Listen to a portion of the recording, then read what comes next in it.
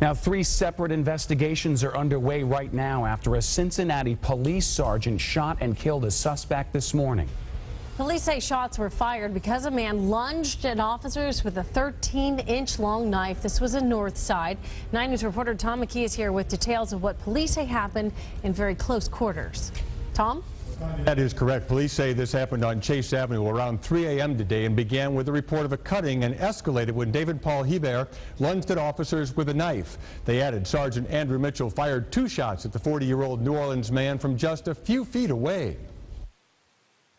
The actions that resulted in David Paul Hebert's death began in the basement of this building in the 4300 block of Virginia with a report of a cutting. Jason Whaler said he was cut by a male and a female. They're armed with a sword. He's cut on his left hand. Sergeant Andrew Mitchell quickly put out a description. They had a big dog that they were walking. They were lancing southbound on Virginia. Minutes later, 2 subjects were spotted on Chase Avenue by officers Lawrence Johnson and Brian Neller. An officer questioned Mr. Hebert, who was one of the 2 subjects, questioned him about whether he had a knife.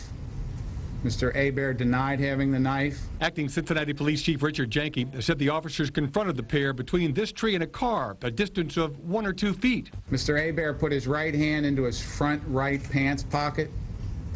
An officer ordered Mr. Hebert to keep his hand out of his pocket at least twice.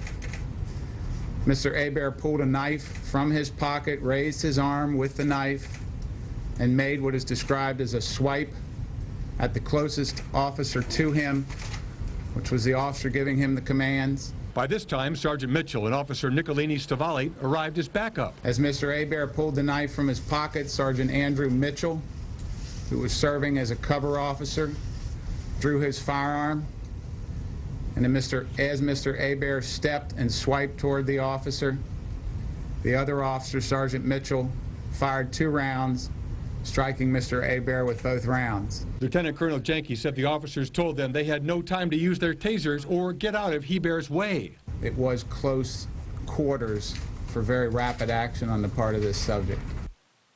Now, all 4 officers are on administrative leave as investigators are completed by the Criminal Investigation Section, Internal Affairs, and the Citizen Complaint Authority. Coming up at 6, Brendan and Tanya, police leaders weigh in on whether this use of force was proper in this case.